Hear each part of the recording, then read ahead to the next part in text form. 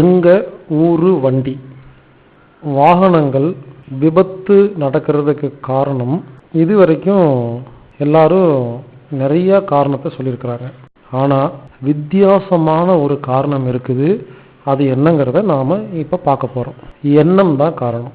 வாகனங்கள் விபத்துக்குள்ளாகிறதுக்கு பல காரணம் இருந்தாலும் எண்ணமும் ஒரு காரணமாக இருக்கும் அப்படிங்கிறத இதுவரைக்கும் யாருமே யோசிச்சு பார்த்ததே இல்லை. பல ஊரில் மினி பஸ்ஸு விபத்துக்குள்ளானது அப்படின்னு டிவி பேப்பரில் கேள்விப்படுறோம். டவுன் பஸ்ஸு விபத்துக்குள்ளாச்சு, கோத்தகிரி குன்னூர்லேருந்து ஒரு பஸ்ஸு மலையிலேருந்து கீழே உருண்டு விழுந்துருச்சு, டெம்போவில் 40 பேர்த்தை ஏற்றிட்டு போன வண்டி சரிஞ்சு விழுந்துருச்சு, இப்படின்னு நிறைய விபத்துக்களை நம்ம கேள்விப்படுறோம். இதற்கு இந்த வாகன ஓட்டுநருடைய அஜாக்கிரதை காரணம். பிரேக்கு பிடிக்கல, ரோடு சரியில்லை, எதிரில் வந்தவங்க சரியா ஓட்டலைங்கிறத பல காரணங்கள் இருந்தாலும் பொதுவாக மக்கள் அதிகமாக இருக்கிற வண்டி விபத்துக்குள்ளாகிற காரணம் மக்களின் எண்ணம். அதாவது ஒரு டிரைவர் வாகனத்தை ஓட்டிட்டு போறாரு. அவர் ஓட்டிட்டு போகும்போது சில நேரங்களில் அந்த வாகனத்தில் உட்கார்ந்துருக்கவனுக்கு ஒரு சேஃபா ஃபீலிங் இருக்கு, அதாவது பாதுகாப்பான ஒரு எண்ணம் இருக்கும். சில பஸ்ஸில் உட்காந்து போகும்போது நம்ம உடம்பு முன்ன போகும், பின்ன வரும், திடீர்னு பிரேக் அடிப்பாரு, ஹார்ன் அடிப்பாரு, வண்டி வளைஞ்சு வளைஞ்சு போகும். அப்போ இனம் புரியாத ஒரு பயம் வரும் நமக்குள்ள. நமக்குன்னு சொல்றது பேசஞ்சர் பயணிகளுக்கு, என்ன இவரு வண்டி ரொம்ப வேகமா ஓட்டுறாரு, ஃபாஸ்டா ஓட்டுறாரு, எங்காவது போய் இடிச்சிருவாரோ, ஒரு விபத்து ஏற்படுத்திடுவாரோன்னு இனம் புரியாத ஒரு எண்ணம் வரும். இப்படி அந்த வாகனத்தில் இருக்கிற பஸ்ஸில் இருக்கிற எல்லாத்துக்கும் ஒரே எண்ணம் எப்ப வருதோ அப்போ அந்த டிரைவர் அவரை மீறி ஒரு விபத்தை ஏற்படுத்திடுறாரு. இதுதான் உண்மை. சோ எண்ணங்கள் தான் இந்த உலகத்தை ஆழ்ந்துட்டு இருக்கு. இந்த உலகம் கெட்டு போறதுக்கு காரணம் எண்ணம் தான். நல்லா இருக்கணும்னா அதுவும் எண்ணத்தால் மட்டும்தான் முடியும். கத்தியை தீட்டாதே புத்தியை தீட்டுன்னு சொன்னாங்க. உலகத்தில் உள்ள எவ்வளவு பெரிய ஒரு விஷயத்தை சாதிக்கணும்னாலும் கத்தியை தீட்ட வேண்டிய அவசியமே இல்லை. உட்கார்ந்து நினைச்சு பார்த்து எண்ணத்தாலேயே மாற்ற முடியும். இதை பல ஞானிகள் நிரூபிச்சு காமிச்சிருக்காங்க. இனிமேல் நாம் எல்லாரும் ஒன்று சேர்ந்து அதை நிரூபிச்சு காமிப்போம். உதாரணமா மலேசியா நாட்டில் தில் குமார்னு ஒருத்தர் வாழ்ந்து வந்தார். அவர் பெரிய பணக்காரர். அவருக்கு பல வியாபாரங்கள் நடந்துட்டு இருக்கு. அவரு காரை ஓட்டிட்டு போகும்போது அவருக்கு விபத்து நடந்துருமோன்னு ஒரு எண்ணம் வந்திருக்கு. அதனால அவர் மெர்சிடஸ் பென்ஸ் அப்படிங்கிற ஒரு விலை உயர்ந்த காரை வாங்கினார். அவர் சொல்லுவாராமா, நான் ஏன் இந்த மெர்சிடஸ் பென்ஸ் வாங்கினேன்னா இந்த கார்ல போய் எங்காவது இடிச்சா நமக்கு உயிர் போகாது. ஏன்னா இந்த கார் அந்த அளவுக்கு வடிவமைப்பட்டிருக்கு, வெயிட் ஜாஸ்தி, முன்னால இன்ஜினுடைய வெயிட் அதிகமா இருக்கு, லாரியில போய் இடிச்சாலும் லாரி தான் உடையுமே தவிர இந்த கார் உடையாதுன்னு அடிக்கடி சொல்லுவாராமா. இதை மற்றவங்க எல்லாம் கேட்டிருக்கிறாங்க. ஆனா அவர் இறந்தது ஒரு கார் ஆக்சிடென்ட்ல. காரணம், ஒரு நாள் அவருடைய மகன், இவரு வீட்டு வேலைக்கார அம்மா, இன்னொரு மகன், 4 பேரும் கார்ல போயிட்டு இருந்திருக்காங்க. அன்னைக்கு மெர்சிடஸ் பென்ஸ் எடுக்காம வேற ஒரு கார்ல போயிருக்கிறாங்க. அப்பவே இந்த அப்பாவுக்கு மனசுல ஒரு எண்ணம், என் பையன் ஒழுங்கா ஓட்ட மாட்டான், அவனுக்கு ஓட்டவே தெரியாது, அவன் வேகமா எங்கேயாவது கொண்டு இடிச்சிருவான், இது மெர்சிடஸ் பென்ஸ் வேற எடுத்துட்டு வரல, வேற கார்ல போயிட்டு இருக்கோம், இந்த கார்ல ஒரு வேளை கொண்டு இடிச்சா கண்டிப்பா எல்லாத்துக்கும் உயிர் போயிடும். இப்படி தொடர்ந்து அவரு நினைச்சுக்கிட்டே வந்துட்டு இருந்தனால அவருடைய எண்ணத்துக்கு வலிமை அதிகமா இருக்கிறதுனால அந்த கார் ஒரு லாரியில இடிச்சு அதுல பயணம் செஞ்ச அவர் இறந்துட்டார். அவர் மகனும் இறந்துட்டாரு. இந்த வேலைக்கார பெண்ணு மட்டும் பல காயத்தோட தப்பிச்சாங்க. இதுக்கு காரணம் என்னன்னா அவருடைய எண்ணம். இப்படி நமது வாழ்க்கையில் நடக்கிற பல விபத்துகளுக்கு காரணம் நாமாவது இருக்கிறோம். இதே மாதிரிதான் நம்ம ஊர்லயே பாருங்க, நிறைய பஸ்ல டிரைவர் பாத்தீங்கன்னா ரொம்ப வேகமா ஓட்டுவாங்க. அந்த வாகனத்துல பஸ்ல உட்கார்ந்து இருக்கிற எல்லார் மனதிலையும் இப்படி ஓட்டுறானே எங்காவது போய் இடிச்சிருவானோ அப்படின்னு நினைக்க தோணும். சில பேர் வாய் விட்டே சொல்லுவாங்க, இல்ல எதிரில் யாராவது வேகமா போனா நீ எல்லாம் எங்காவது போய் சாகத்தாண்டா போற அப்படின்னு சில பேர் நினைப்பாங்க.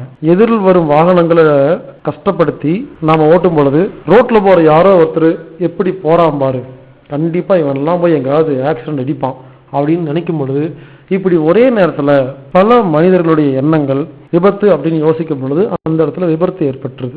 இதனால என்ன சொல்ல வரேன்னா, மினி பஸ், டவுன் பஸ் போன்ற பஸ் மற்றும் டிரைவர்கள் மற்றும் காரை ஓட்டும் டிரைவர்கள் எல்லா வாகன ஓட்டிகளையும் நான் ஒரு விஷயத்தை தெளிவா சொல்ல விரும்புறேன். நீங்க வாகனம் ஓட்டும் பொழுது அதில் அமர்ந்திருக்கும் பயணிகளும் எதிரில் வரும் வாகனங்களும் ரோட்டில் உள்ள மற்ற வாகனங்களும் உள்ளவர்களும் உங்களை பற்றியும் உங்களது அந்த டிரைவிங் அப்படிங்கிற அந்த ஓட்டும் விதத்தை பற்றியும் அவங்க மற்றவங்க மனசுல பாதுகாப்பான எண்ணத்தோட இருக்கிற மாதிரி எப்போ ஓட்டுறீங்களோ அப்போ உங்கள் வாழ்நாள் முழுவதும் பாதுகாப்பான பயணத்தை மேற்கொள்ள முடியும். இப்படி எந்த ஓட்டுநராவது எல்லா மக்களுடைய எண்ணத்திலையும் அந்த விபத்தை ஏற்படுத்துற மாதிரி ஓட்டுறாரோ, தயவு செய்து இனிமேல் பயணிகள், இந்த கட்டுரை படிச்ச பயணிகள் யாராவது இருந்தா அவரை கூப்பிட்டு உட்கார வச்சு அரை மணி நேரம் பேசுங்க, அவருக்கு புரிய வைங்க. நான் எப்படி எனக்கு தெரிஞ்ச எல்லா விஷயத்தையும் பொதுமக்களுக்கு புரிய வைக்கிறதுக்காக முயற்சி செய்யறோம், எல்லாரும் மற்றவங்களுக்கு புரிய வைக்கணும். நாம என்ன பண்றோம், முதல்ல நாமளும் ஃபாலோ பண்றது இல்ல, மற்றவங்களுக்கு சொல்லி கொடுக்கறது இல்ல, இது ஒரு வேலையா அப்படின்னு ஒதுங்கிக்கிறோம். அவருக்கு புரிய வைக்க வேண்டியது நமது கடமை, செஞ்சே ஆகணும். சொன்னா கண்டிப்பா உலகத்துல எல்லாரும் புரிஞ்சுக்குவாங்க. சொல்ற விதத்துல சொல்லணும். நாமளே முடிவு பண்ணிக்கிறோம் அவனுக்கெல்லாம் சொன்னா புரியாது, அப்ப புரியாது, நான் சொன்னா புரியும் அப்படின்னு போய் நம்ம வைராக்கியமா உட்காந்து புரியுற மாதிரி பேசணும். எனக்கு தெரிஞ்ச ஒரு குருநாதர், அவர் வீட்டில் அவருடைய பொண்ணு இருக்குது. அந்த குருநாதர் அவரை பார்க்க யார் வந்தாலும் நோய்வாய்ப்பட்டவங்க மனசு பாதிக்க வந்தாங்கன்னா அவர் ஒரே முறை தான் சொல்லுவார், இந்த மாதிரி பண்ணுங்க அந்த மாதிரி பண்ணுங்க சரியா போயிடும்னு.